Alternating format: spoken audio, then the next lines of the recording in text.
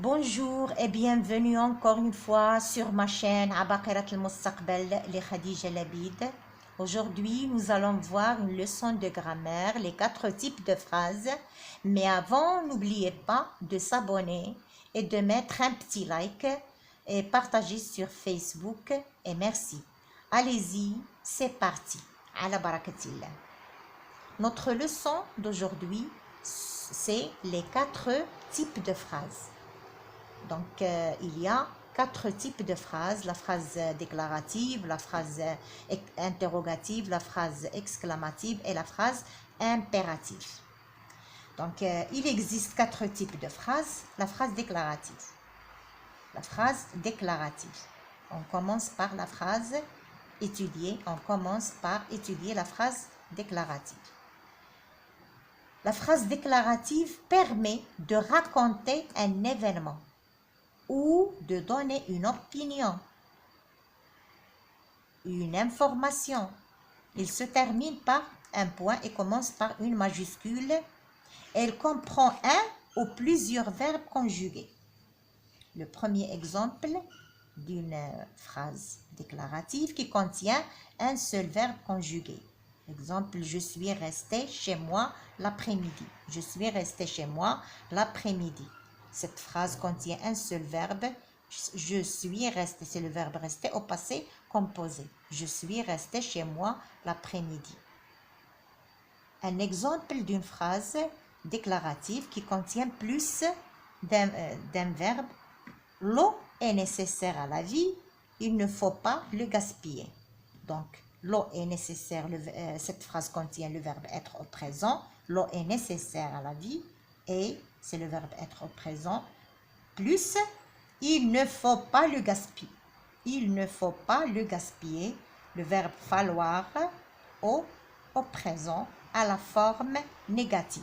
Il ne faut pas le gaspiller. Donc, cette phrase déclarative commence par une majuscule, se termine par un point et contient 2 verbes conjugués. On peut trouver plus ou bien beaucoup de phrases qui contiennent des verbes conjugués, comme si dans un texte, on trouve plus de verbes conjugués.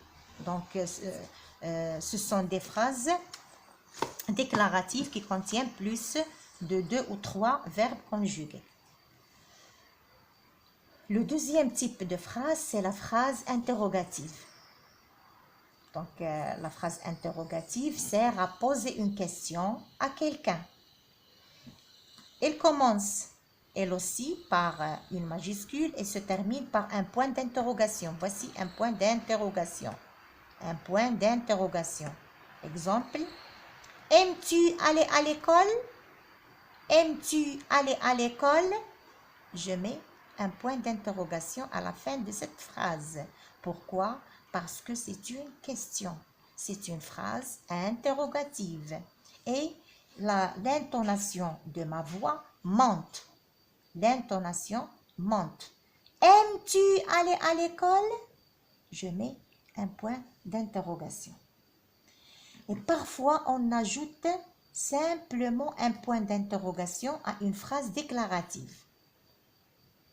L'intonation suffit à se faire comprendre à l'oral que cette phrase est interrogative, pas déclarative.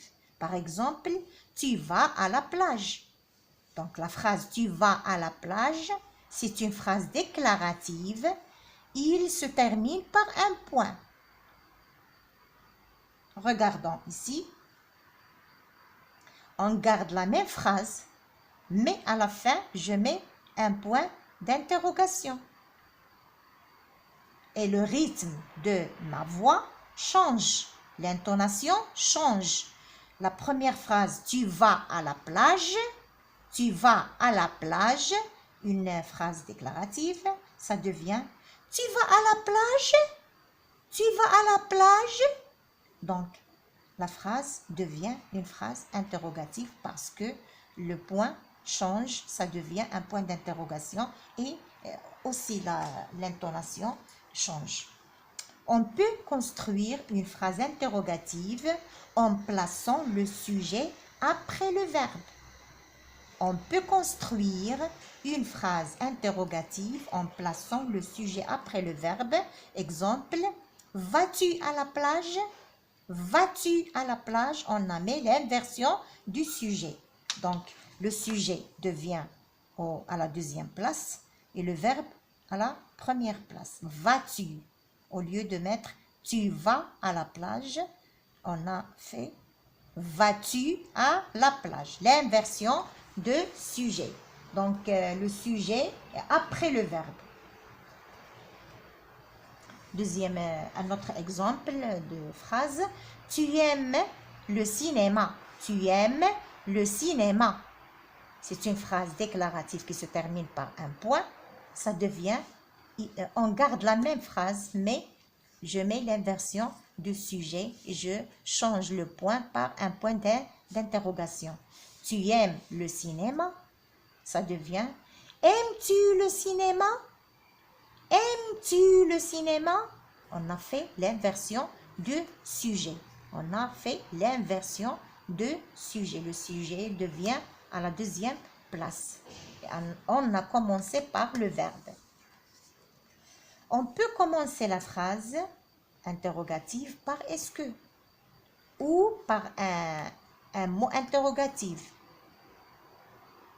Donc, on peut commencer la phrase interrogative par est-ce que ou par un mot interrogatif. Un mot interrogatif comme par exemple qu'est-ce que, pourquoi, comment, combien, quand, où, qui, quoi, quel, etc. Donc, certaines phrases interrogatives permettent une réponse par oui ou par non. Et certaines phrases interrogatives permettent une réponse par oui ou par non. Exemple, tu aimes aller à l'école? Oui, c'est la réponse. Au lieu de dire oui, j'aime aller à l'école, la réponse oui, c'est suffisant. Tu aimes aller à l'école? Oui. Tu veux du fromage? Non.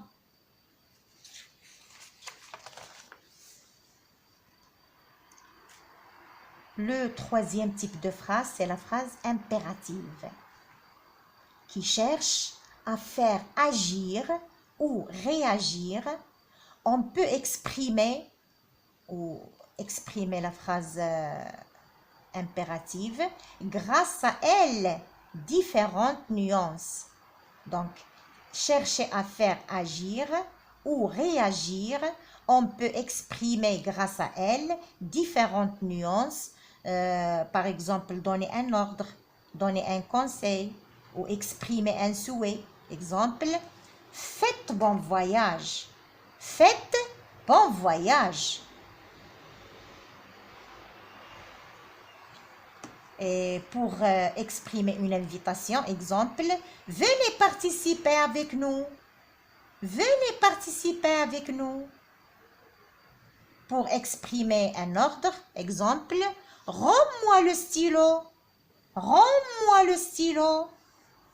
Pour exprimer une interdiction, exemple, ne traversez pas la rue quand le feu est vert. Ne traversez pas la rue quand le feu est vert. Donc, c'est une interdiction. Et pour exprimer un conseil, exemple, lisez attentivement les questions. Avant de répondre, lisez attentivement les questions. Donc, c'est une phrase pour exprimer un conseil.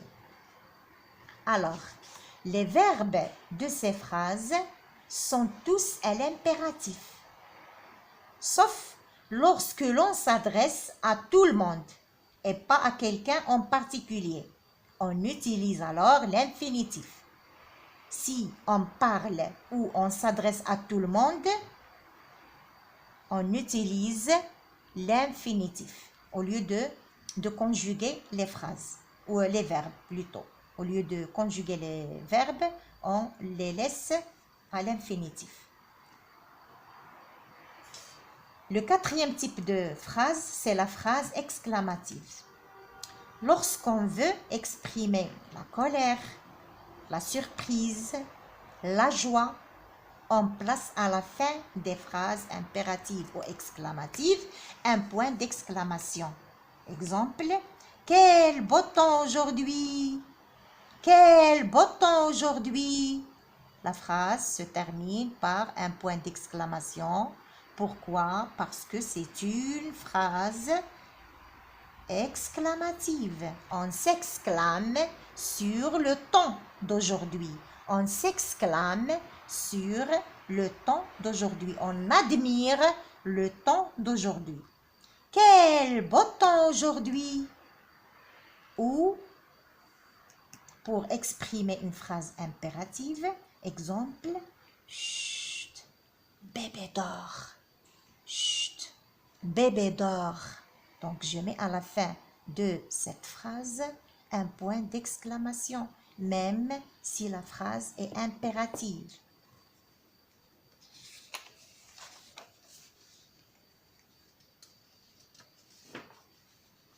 On passe à la pratique avec ces exercices. Le premier exercice indique le type de chaque phrase. Indique le type de chaque phrase. Déclarative, interrogative, impérative ou exclamative. D'abord, je lis attentivement la phrase. Je lis attentivement la phrase. Avez-vous aimé ce voyage? Avez-vous aimé ce voyage? Avez-vous aimé ce voyage? Donc, il y a un point d'interrogation à la fin et il y a encore une inversion de sujet. Avez-vous? Donc, il y a deux choses qui indiquent que c'est une phrase interrogative.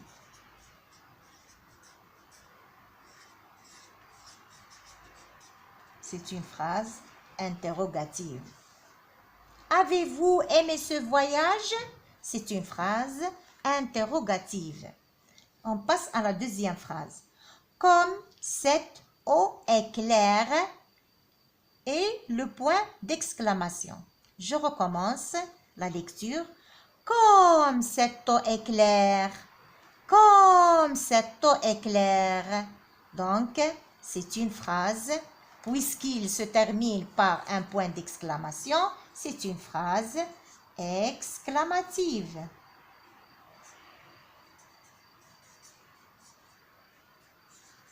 C'est une phrase exclamative. Ne raconte pas de bêtises. Ne raconte pas de bêtises. Donc, cette phrase se termine par un point. Et il y a une forme négative. Ne et pas. Le verbe raconter, conjugué au présent. Ne raconte pas de bêtises. Donc, c'est une phrase qui donne un ordre, un conseil. Ne raconte pas de bêtises. C'est un conseil. Donc, je mets une phrase impérative. C'est une phrase impérative.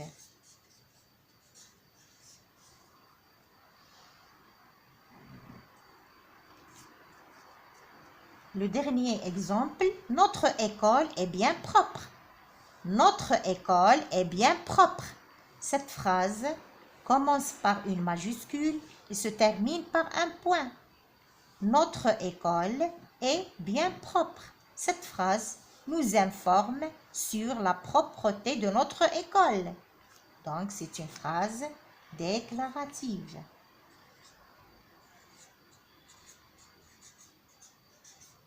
C'est une phrase déclarative. On passe au deuxième exercice. Transforme ces phrases en phrases impératives. Transforme ces phrases en phrases impératives.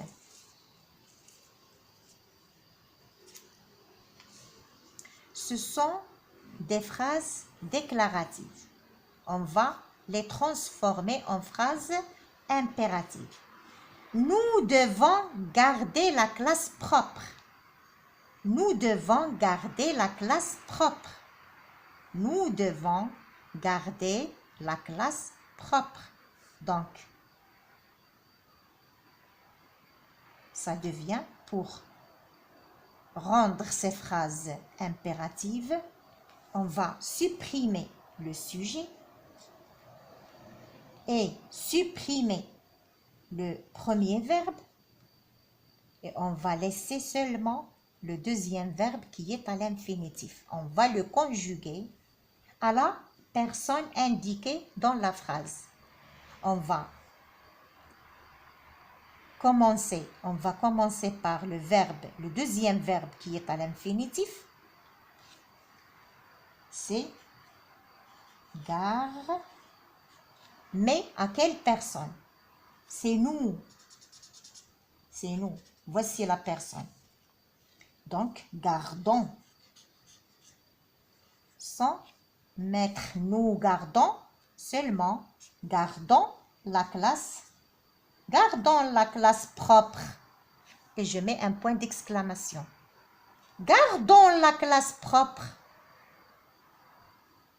Donc, la phrase déclarative devient une phrase impérative. Gardons la classe propre. La deuxième phrase. Vous devez fermer le robinet. Vous devez fermer le robinet. C'est une phrase déclarative. C'est une phrase déclarative.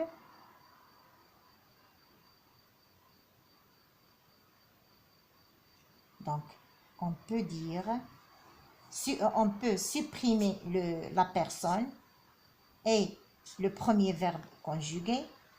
Le deuxième verbe qui est à l'infinitif, on va le conjuguer. Ferme. Donc, à quelle personne on va le conjuguer? Ferme, devez, vous. C'est la personne, vous. Vous, donc, fermez le robinet. Fermez le robinet. Fermez le robinet. Voici la personne, vous. Donc, je donne un ordre pour exprimer une phrase impérative. Fermez le robinet. La troisième phrase, tu dois jeter les ordures dans la poubelle.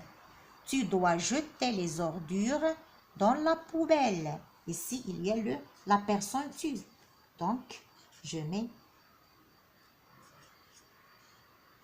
jette les ordures dans la poubelle. Et je mets un point d'exclamation.